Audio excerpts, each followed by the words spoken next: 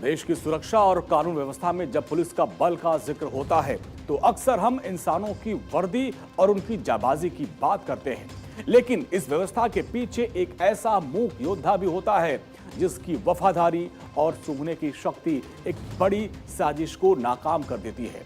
जी हां, हम बात कर रहे हैं पुलिस के स्नीफर और ट्रैकर डॉग्स की, जो 10-10 साल तक अपनी जिंदगी का हर लम्हा देश और समाज की सेवा में लगा देते हैं। लेकिन सवाल यह है कि 10 साल की वफादारी के बाद इन बेजुबान योद्धाओं के साथ क्या होता है।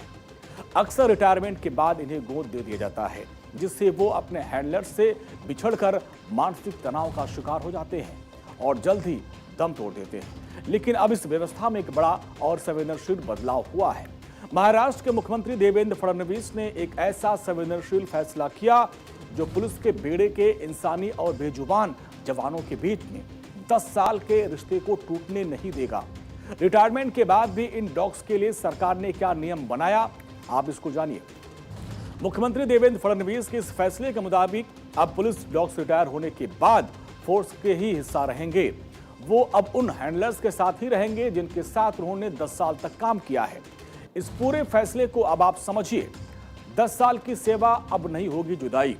एक्टिव ड्यूटी खत्म होने के बाद भी पुलिस बेड़े में रहेंगे डॉग्स। रिटायर्ड डॉग्स के खाने, इलाज, देखभाल का पूरा खर्च सरकार उठाएगी। मानसिक तनाव से बचाने के लिए हैंडलर्स के साथ इनको रखा जाएगा।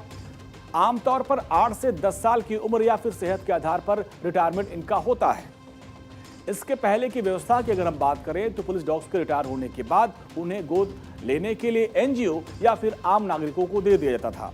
हालांकि पहली प्राथमिकता उनके हैंडलर्स को ही दी जाती थी, लेकिन हर स्थिति में ऐसा संभव न होने पर जब ये डॉग्स किसी नए माहौल में जाते थे तो अपने पुराने साथियों से बिछड़ने और उनके गम में खाना पीना छोड़ देते थे।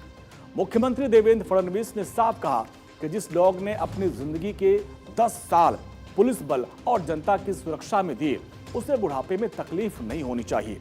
सरकार अब उनकी बची हुई जिंदगी को आराम और सम्मान के साथ बिताने का पूरा इंतजाम करेगी। रिटायर पुलिस डॉग्स के लिए क्यों जरूरी था यह फैसला? दरअसल रिटायरमेंट के बाद बाहरी एनजीओ या फिर लोगों को गोद इनको दिया जाता था। नया माहौल, हैंडलर से दूरी के चलते डॉग्स खाना पीना छोड़ देते थे और बिछड़ने के गम में कई डॉग्स बहुत जल्द दम तोड़ देते थे। अब आजीवन पुलिस शेल्टर और हैंडलर्स का उनको साथ मिलेगा। वफादारी की कोई कीमत नहीं होती और जब बात देश की सेवा करने वाले इन बेजुबान पुलिस जवानों की हो तो सम्मानजनक रिटायरमेंट उनका अधिकार है। महाराष्ट्र सरकार का यह फैसला न सिर्फ एक प्रशासनिक सुधार है बल्कि इंसानियत और संवेदना की एक मिसाल भी है।